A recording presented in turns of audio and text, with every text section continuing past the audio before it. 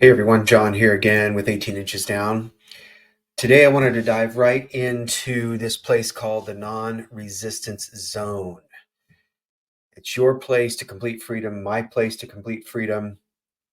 And I think this is one of the biggest areas of not only need throughout humanity, but the place where we do, in fact, find this liberation and this freedom that we could have no wise and no other way found. And I'm gonna really explain this in a way that we can see it, feel it, and understand it, not only from an analytical side, but really to be caught by the spirit. Because as you know, this podcast really is about catching infused revelation or knowledge. It's not about learning a new technique or a method, although there's nothing wrong with that sometimes, because when you're involved in a trade, let's say, then there is techniques involved. But when we're receiving revelation and downloads from the place where it's infinite and endless within us, our spirit, this is where we catch epiphanies. This is where we have aha moments. So, my quote goal, if you will, is to really receive it, the download as I get it, and then release it as a part of the service that I offer. And there's many, many other people that are giving out service when it comes to spirituality, but practicality is super important when we're looking at spirituality to dial it down from the woo woo, the really esoteric down to the practicality. And I love to puree things, chew them up, and then serve them up on a plate that looks presentable and that goes, oh, okay, I know, I can identify what's on that plate. There's the there's the amazing Thai noodles, and there's the shrimp, and there's the sauces, all mixed in together in this ooey gooey goodness. But it's identifiable when we puree it from that realm into the practicality. So, what is non-resistance? Many of you know what this is, but some of you don't. So, this is really a message for whosoever will happens to come by this on YouTube or on the podcast and say, oh, okay, maybe they have a little bit different take on it. Or, they just feel drawn for some reason to this guy with this beanie cap on right now. It happens to be cold outside. And, I've got a bald head. So let's dive in non resistance. If you think about the gym, I go to the gym probably 6 days a week. Okay. Sometimes I miss a couple days, but more than not, it's about 6 days a week. I love the gym. I love going. I love at least getting in there. Even if I'm tired, I'll dive in and just say, okay, even if I get a few sets in, that's better than not. So, what happens when we go to the gym and we get on the weight machines or we get free weights? It doesn't matter, any kind of weights. Well, in order to gain the muscle and the exterior of our anatomy, we have to use resistance. So we push and we pull. So we push things, and that's called resistance. We're pushing out, and then we are receiving the weight back towards us by allowing that resistance and non resistance to flow. But mainly, we're pushing in order to puff out, actually break down our muscle so that it does puff back out and it begins to grow. Well, internally, it's just the opposite. That's called resistance. Non resistance is this place of letting go. It's this place where I begin to see through self awareness the resistant areas that are pushing up against or warring against the non resistant area, which is called spirit. So the programming and the subconscious levels that we've been conditioned by throughout our childhood and our adulthood and all of that are the conditioned places of resistance, okay? And they really push up against and war or take their posture and stand against that which is non-resistance. Because when you look at this quote war in between the two, wrestling against each other, if you will, or butting up against or rubbing up against, I call it the relational rub, the internal relational rub. One is rubbing up against the other one is non-resistant, so it just is. That's your spirit. The other one's constantly giving it the rub by saying, I'm taking the lead. I'm going to offer resistance because I want the reins to your life. So I'm going to lead the show. So it's always through some kind of a pressure or force or resistance. That's our ego. That is the subconscious programming. That is the soul area that's fractured or wounded that says that I need safety. It screams for safety. So it's always pushing for, forcing, pressing the issue. So you can look at it like this too. Say I've been really neglected in my childhood. So, what is my subconscious programming going to say to me throughout life and my relationships if it's not healed? What I'm going to do is I'm going to fight for every relationship and fight to be around crowds, fight to be around people because I don't want to feel alone. So, I'm going to be on the phone while I'm driving. I'm going to be texting while I'm driving. Hopefully, not. Some people do. A lot of people do when that's not a good idea. I'm going to want to be around people a lot. I'm going to be on the phone. I'm going to be texting. I'm going to be emailing. I'm going to be around crowds. I'm going to go to concerts. I'm going to go to shows. I'm going to go somewhere where people are because I hate feeling abandoned. Okay. That's just one out of many, many areas in our lives. That would be the abandoned person. Okay. The other one would be really needy when it comes to finances.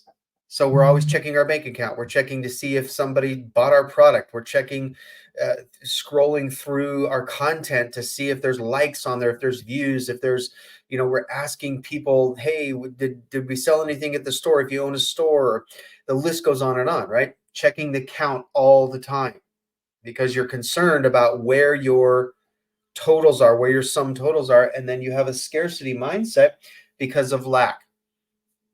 And so that would be resistance offered, saying, I'm in scarcity, I'm in fear, I'm in lack. So therefore, I'm resistant to the fact that I have to be doing something. I'm resistant to not doing anything. So in other words, the spirit's just being. The spirit is in receptivity. The spirit is always has its hands open, so to speak, to receive the bigger revelation, the bigger portion of joy and happiness and elation and enthusiasm. Always open, always believing, always knowing that everything's taken care of. It's radical acceptance, radical knowing, saying that this is an infused knowledge because unconditional love always knows everything. So because it does, it's always fluid. It's like water. It's like Bruce Lee said, becomes like water. It is water. It doesn't have to become like water. It is like water. So when Bruce Lee says something like become like water, what he's saying is say relent the resistance and flood in to the ease and the effortlessness of water, which is the spirit. We're made of mostly water anyway, our bodies. And when we're talking about water, spirit is like water because it flows and it ebbs and it goes where no one knows it goes and comes from. So it just is. Water just is. Listen to these quotes real quickly. Eckhart Tolle said, to offer no resistance to life is to be in a state of grace, ease, and lightness. What is grace, ease, and lightness? What are they? Well, it's the inner core of our being. It's spirit. It's heart-centeredness. It's combined, heart and spirit combined. It's all intertwined in this place of unconditional love. When you think about love without condition, your mama just loving you without holding anything over you or holding you to a certain set of rules and principles and guidelines according to her own conditioning. When you think of a mama's love, it is grace, it is ease, and it is lightness. It's happiness, it's joy, it's peace, it's safety. It's just all intertwined in this beautiful, blissful place. I love that though. To offer no resistance to life is to be in a state of grace, ease, and lightness. That's effortlessness. That's non-resistance. Here's another one. Non-resistance is the key to the greatest power in the universe. If you really look at this for what it is, guys, unconditional love, love without putting conditions on our lives, radical acceptance, knowing that we are loved, knowing that we are cherished, knowing that we are taken care of regardless. It's only our subconscious that says we need to be taken care of in a certain way. But the fact of the matter is if you're breathing, you're still alive and you're being taken care of. Remember, there's a definition for every subconscious program. There's a definition of what that care should look like, but you're still being cared for. You're still breathing, aren't you? So non-resistance is the key to the greatest power in the universe. What is that? Unconditional love. Another word is agape. Unconditional love is the greatest power in the universe, but to resist that love is to resist all that is to resist the greatest power in the universe.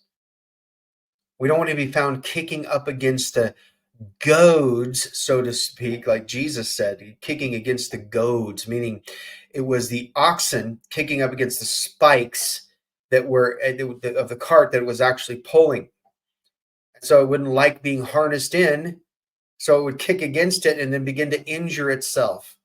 See, when we kick against unconditional love, it's not God injuring us, it's us injuring us when we don't slip into this place of non-resistance, because love is always, always, always for us, never against us. But see, our ego makes us think that because of religion, because we've been burned somehow in some spirituality, some kind of a religious leader or somebody that claimed to be righteous, somebody that claimed to be a godly person, quote, burned us. So then we equated unconditional love with that. But unconditional love is unconditional love. It's a place of non-resistance. Here's another one. Peace is non-resistance, complete acceptance, identification with all, everyone, everything. Lester Levinson. Another one. Non-resistance, non-judgment, and non-attachment are the three aspects of true freedom and enlightened living. Eckhart Tolle.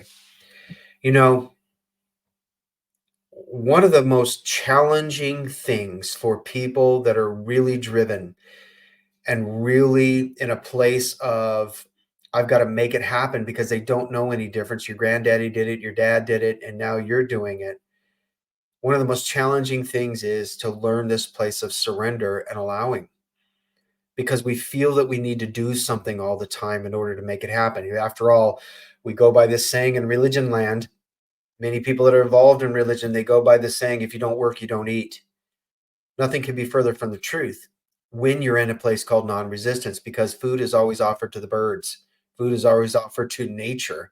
And so it's always offered to us somewhere, somehow. You know, even if you're destitute, homeless, living under a bridge in Las Vegas, there is always some kind of a mission or someone around that has food. A distant relative, a friend, a stranger, a homeless shelter.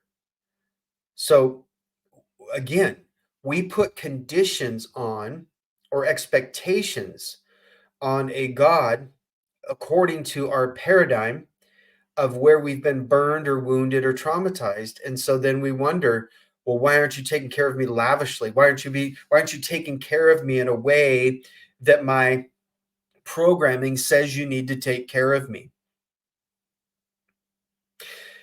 There's a scripture that says, look at the birds of the air. They neither toil nor spin, but your Father in heaven provides for them, takes care of them. They gather, they eat, but they don't store up in barns, meaning that they are in their element, doing what they do, flying around. They're just living life, and there's plenty everywhere. The only scarcity a little bird may have is thinking that it's separate from the love and the environment that has been provided to live and thrive and move and have its being in its own environment. It's only when the bird tries to be a giraffe, which I haven't seen in my lifetime. Maybe it's tried. Maybe it was. Maybe that's why some of the birds go sit on top of the giraffe, thinking, "Oh, I'm a giraffe. I can be a giraffe." It'll never happen. I mean, it's kind of ridiculous thinking about that, but it'll never happen. A bird is a bird, giraffe's giraffe, and they were designed to be that way and live in their own environment and thrive. It's only when that bird takes itself out of that environment does it feel the separation and believes that it's something else that it's not. And a bird, you just don't see doing that, right? But you see humans doing that because we have a free will and we are made in the image of love, made in the image of God. We're made in the image of love. And because we have this dichotomy, we have this polarization going on, a lot of bipolarization going on that says, I believe somewhere down in there that maybe, God loves me and he's fully accepted me, but at the same time, I've got to just grind it out, take care of myself because I'm not really sure that that's the place. And I'm feeling a lot of shame right now because, I had some religious leader tell me that I was a loser or tell me that I was going to burn in hell or, I'm filled with shame right now. So they need to try and cover it up. I can't be alone with myself. Got to be around the crowds. And grind it out because it's just me and my foe and no mo. And so if I don't take care of me, who is? A lot of people live that way, my friend. A lot of people do. And at times I've had that happen in my own life because I'm like, God, where are you? But then I soon remember, wait a minute. I am some of the one, somebody said one time. I am oneness. I am one with God. I am one with love. I have love that is actually causing my body to stay alive. If it wasn't for love and grace, we wouldn't be here. It's actually the empowering force within me, my spirit that I'm one with, it's actually doing the living, keeping the heart beating, keeping me living and moving and breathing on this planet. Really think about that for a moment. I mean, chew on that for a long, hot minute because it's true. It's 100% true. We want some absolutes in life. That is absolute. So non-resistance is this zone, if you will, or this place within us that is eternal. It'll never, ever die. And because it's eternal, it's always trying to speak through the temporal, up and in and out through the temporal, meaning that it's seeping through, it's whispering through, it's shouting through, it's depending on the time and the moment we need it, it's speaking through loudly. When we have encounters and divine appointments and synchronicities and all of these elements on the outside of us trying to get us clued into what's already eternal and never fading on the inside. It'll never let us down. See, it's only our expectations, our programming, and other people that let us down. Our spirit never, ever lets us down. God never lets us down. It's not God's fault. It's never love's fault. It's never unconditional love's fault. So if you're blaming God, what you're doing is acting like that oxen kicking against the goads, the pricks, the long pointy sticks, trying to get free from that harness and that cart or the yoke that's within you. You can't get free from the love in you. So you may as well surrender, drop in, let go, 18 inches down, drop into this place of complete freedom. Now, I realize that this takes a minute. It takes practice. It takes doing this every single day. There's another scripture that says, give us this day our daily bread. Didn't say weekly, monthly, yearly, 10 years from now, store it up in a barn, store it up in your freezer, store it up in a pantry. No, give us this day our daily bread. What does that mean? This moment, our life is like a vapor. Here today, gone tomorrow. This is the only breath I have. Breathe in, breathe out. Breathe in, breathe out. This is the place of real life and real living. So what's happening? God is simply saying, I want to have fellowship with you. I want to reason together. I want to talk with you. I want to share secrets with you.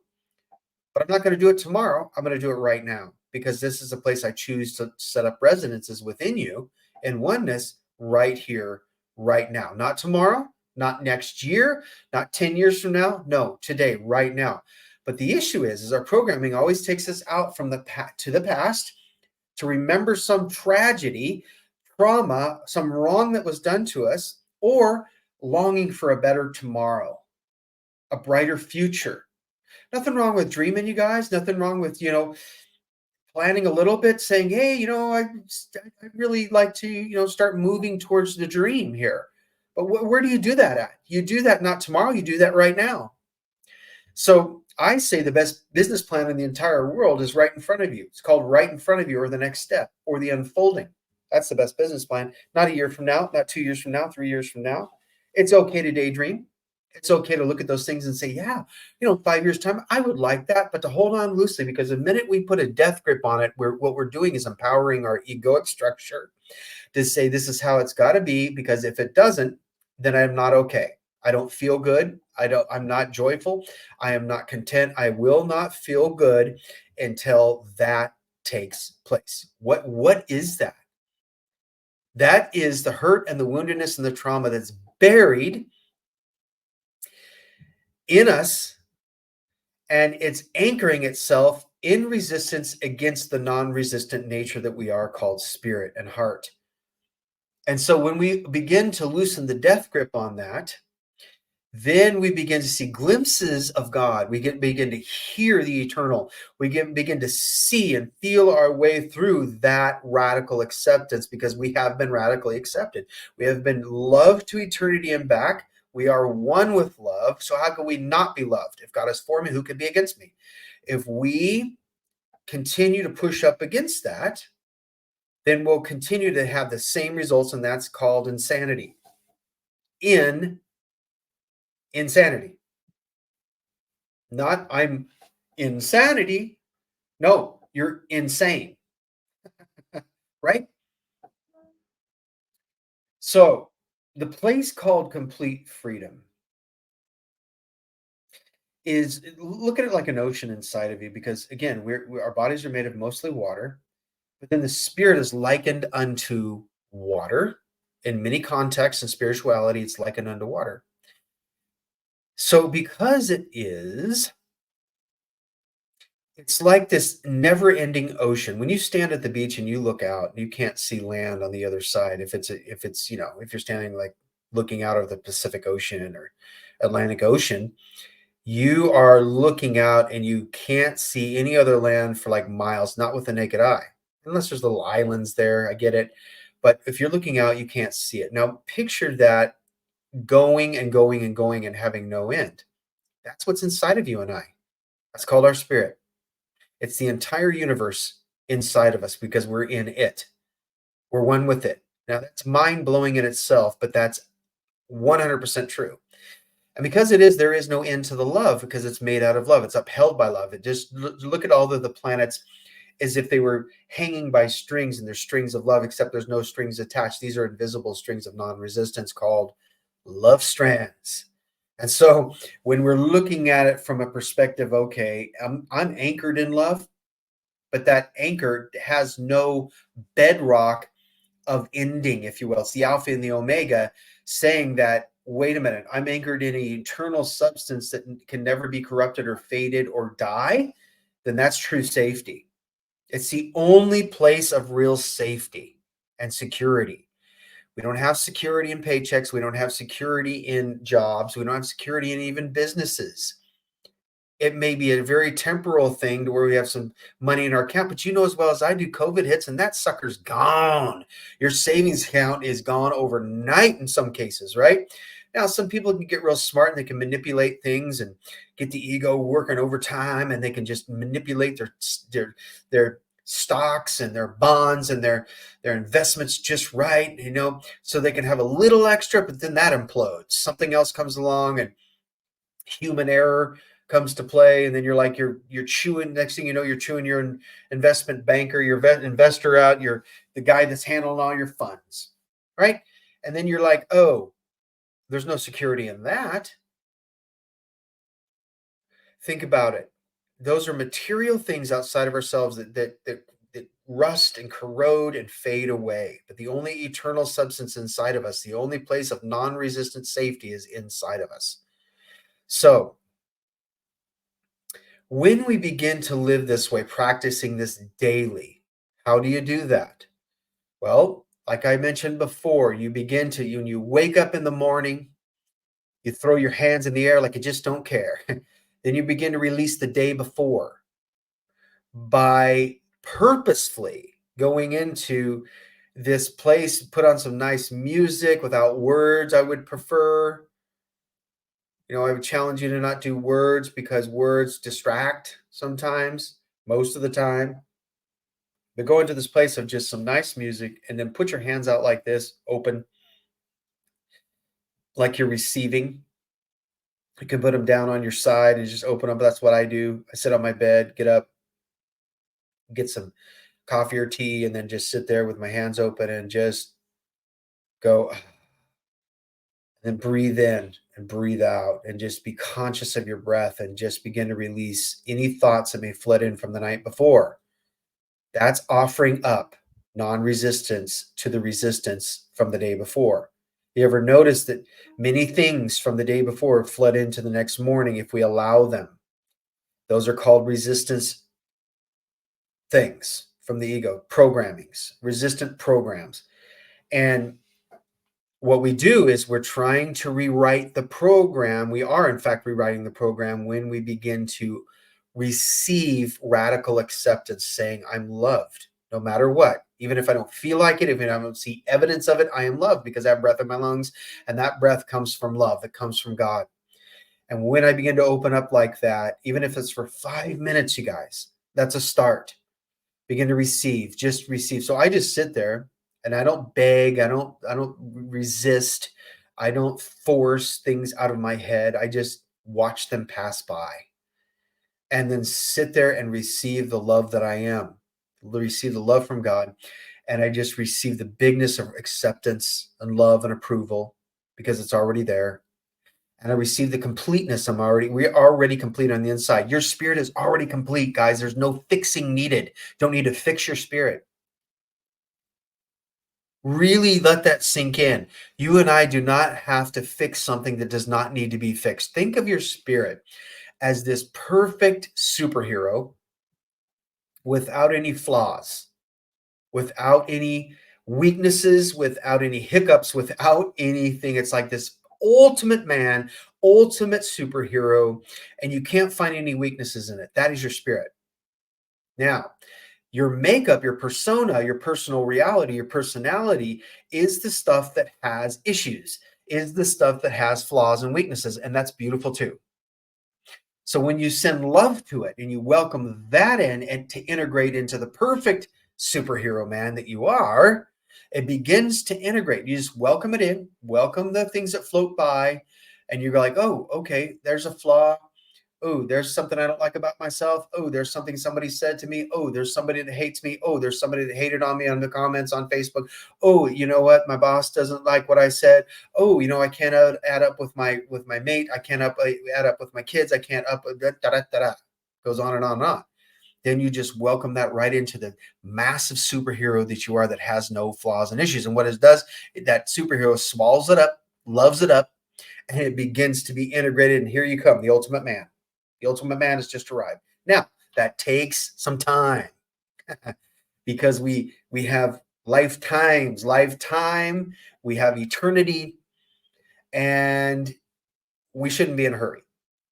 Just allow the process to happen, and then you find yourself being upgraded every time you see this contrast, every time you see these issues, and you watch them and don't anchor into a entity, if you will. Don't anchor into a flaw or a weakness as if that is who you really are. Those are all just hurts and wounds and traumas from the past that need to be loved on so that you can fully integrate into this human being and this person that becomes more and more enlightened to the point to where you walk in this life more loving, more caring, more kind, more compassionate. And then you offer up those things as service by what you do. It begins to trump the egoic services out there so that we can live in a heart centered society more and more so as we go. That's where we're headed. That's what's happening. And so we don't need any more egoic structures built, right? Any more towering things that say, look at me and what I've done in my own strength. And I don't care who I'm going to step on and walk on, kind of like the elf's dad in the movie The Elf, right? Remember that? His dad was this egotistical guy that just burned everybody in his business because he's the man, he's the corporate dude. And then here comes Innocence walking in, his son. Perfect picture of awakening, non-awakening, resistance and non-resistance right there. He comes in, the elf. You've seen the movie. Will Ferrell comes in and plays the elf. He's like, "Dad, Dad," and his dad didn't know him. He gave him up, didn't even realize. I don't think, and even at birth, he was adopted. And his dad's like, "Who are you? Oh, that's a nice costume, that elf costume. You're one of those singing grams, right? Do your singing thing and then get out of my office." And he's just like, "Dad, I'm here, Dad." Just consciousness coming in, innocence coming in, and butts up against full resistance, full blown ego, because ego has been wounded and traumatized. But what ego really doesn't realize is what it needs is the love of the innocence that it really is made out of, to be able to heal that part that's been wounded and traumatized so that it can be the ultimate man, the ultimate superhero in the earth. And that superhero is called unconditional love in its many forms and facets. Did you know that unconditional love can be shaped and formed and served up in 8 billion different ways? As many humans are as there is in a planet. And that's what's beautiful about the different personalities, different skill sets and giftings and talents and abilities that we all have, is it all looks a little different in flavor, and it should be. That's the way humanity was created, for us to have our own individual unique identity in the one big one identity called love. We are some of the one, as someone said so eloquently. So those are some things to chew on. We can walk those out practically, okay? But that's the kind of the bigger picture into the non-resistant zone, into this natural place called practicality, and how we live and move and serve up who we are. Now, again, guys, don't be so hard on yourself. Nobody's judging you. Nobody's standing there with a hammer saying, "Look, you just screwed up. You jacked it all up, pal. What's wrong with you?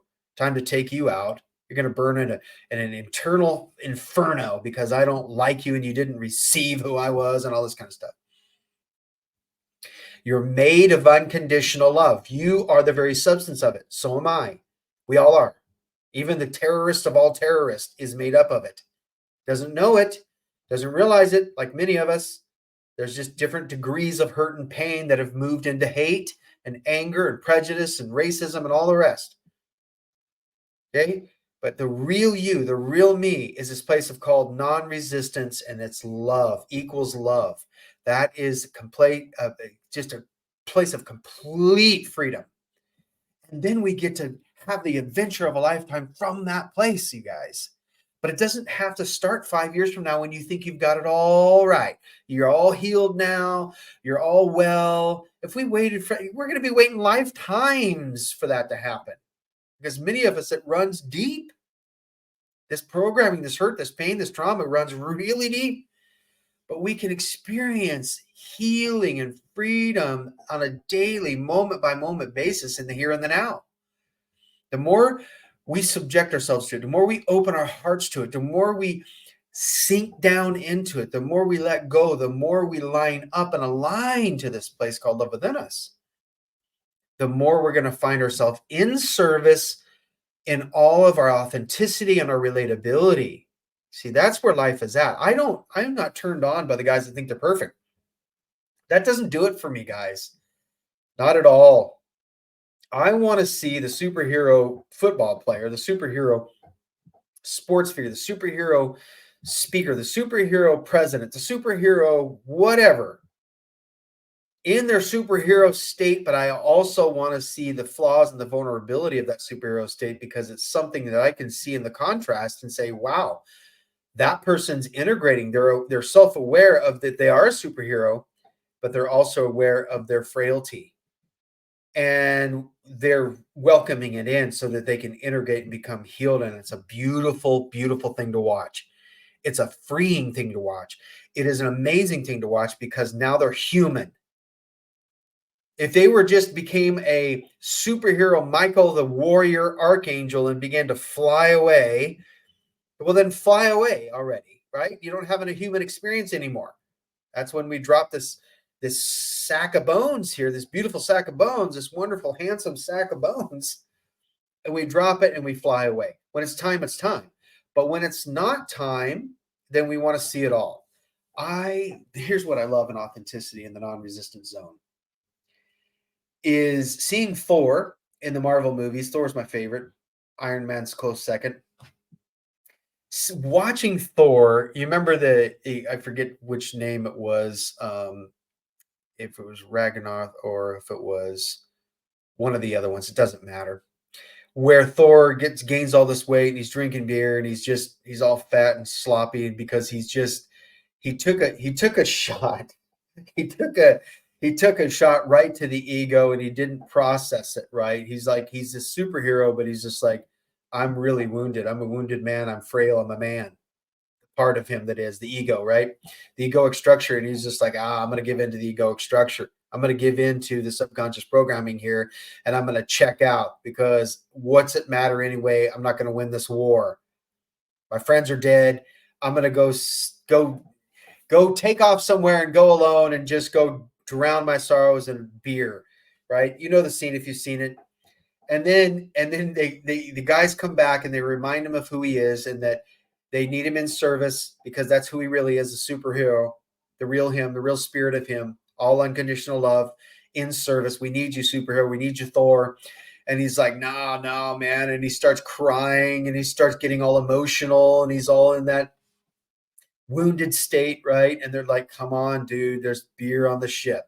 So what do? They entice him with his addiction. At least it gets him on the ship and then begin to remind him of who he is because he's back in action. This is a word for some of you all, some of you dudes that have been sitting on the couch drinking beer, feeling sorry for yourself. Just know what that is. That is habits formed by the subconscious programming that we relent to, we give into when we're feeling misaligned. So whether it's porn, masturbation, whether it's drinking, addictions, overeating, gluttony, whatever it is, we give into those things because we're feeling misaligned with our superhero status and we're not feeling very accepted. We're feeling a sense of shame, worthlessness, depression. Then we give in to all of our addictions and then we wind up miserable, even more miserable anyway, because we know we're a superhero inside, right? We all do.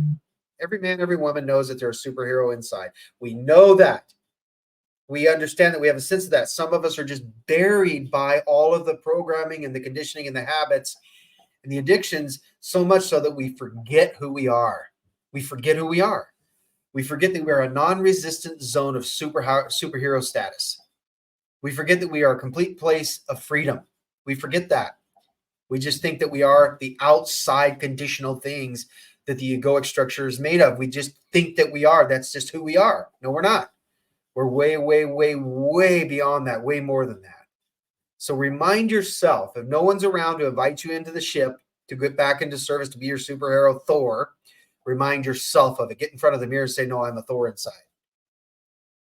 With all of my flaws, with all of my issues, with all of my isms, with all of my schisms, with all of my woundedness. Doesn't matter. I'm still a superhero. I'm going to drop into it. I'm going to let go into the here and now.